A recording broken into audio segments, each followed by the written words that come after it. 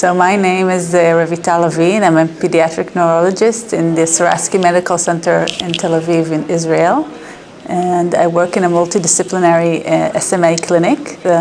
Two of my colleagues, Professor Fatal and Dr. Sagi, they're also pediatricians and neurologists who work with me. And we have 70 patients with SMA from the age of just newborns till the age of 35, even more, and some of them are even already have babies themselves.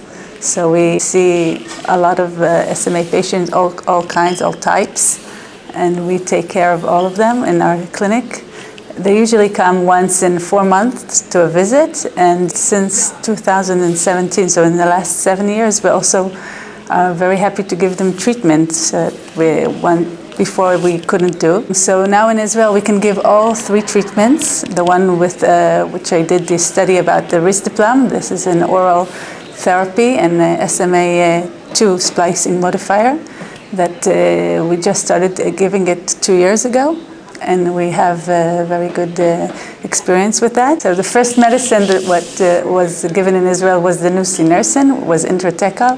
We still give it today for more than 30 patients. And the gene therapy, we also give it newborns and younger SMA patients, and we do it also for the last 4 years already. So we have many experience with all the treatment. And my study, we wanted to see real-life data of our patients that received Risdiplam in the last 2 years that we're giving it. We had the follow-up of around 16 months of these patients that are giving the treatment, and we wanted to see how is the switching doing. I mean, how does treatment work mostly on the motor side of the patients.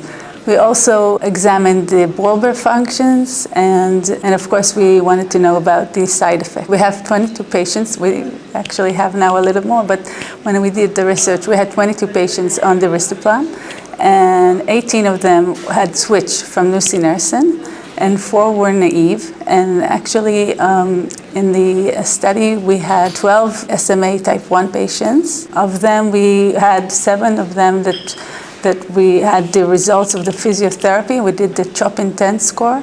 And what we could see that they were mostly stable, and even a little bit better with the Risdiplam.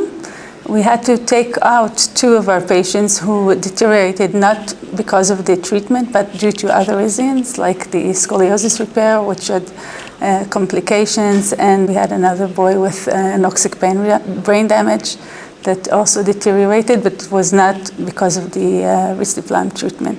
But those who did switch from Risdiplam, we saw that they are mostly stable.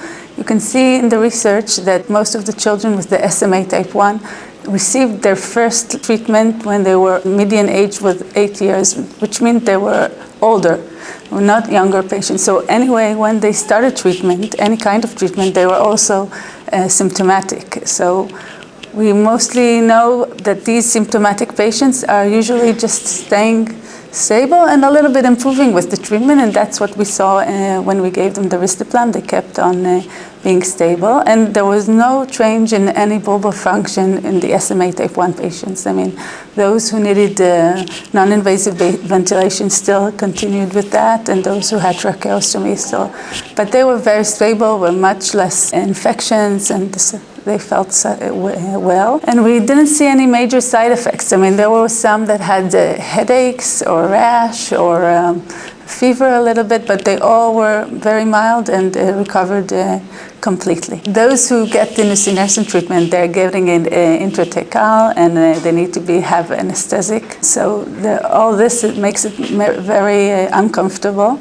And the Risdiplam, which works actually in mostly the same way on the SMN2, is an oral medicine that they can take home every day, but it's very convenient to take. So most of them really wanted us to switch. This was not the only reason to switch. We also thought, we saw if these patients did not continue to improve with the nusinersen or even decline, so that was our reason to switch to the Risdiplam.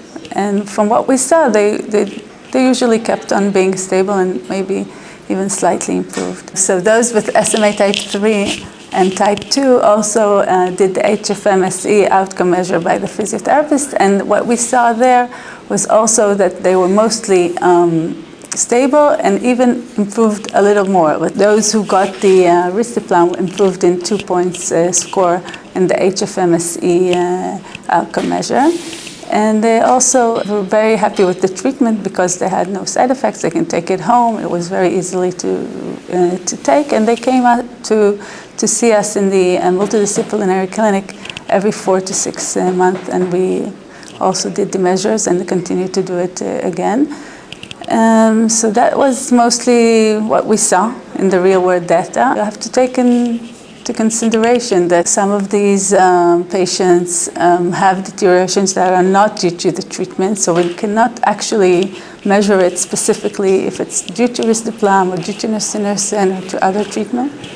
What I can say that we have one naive patient who was SMA type 1, and she got it when she was 5 months, and then we could see that she had improved dramatically with all her developmental milestones. But we know that is correct for all the treatments. If you give them presymptomatically or when they are very young, then they improve very well. But this thing we could not see in the older SMA type 1 patients that are usually just, we don't see any gaining of milestones, but just being stable. I can say that when I was first in an internship and a young pediatrician, SMA was a very debilitating disease. And now when we see all these treatments and we can give them even sometimes presymptomatically and early in the disease, it has changed the disease course, and it's very exciting. And we hope that the new screening and everything else will change it and turn it to another disease like it is now.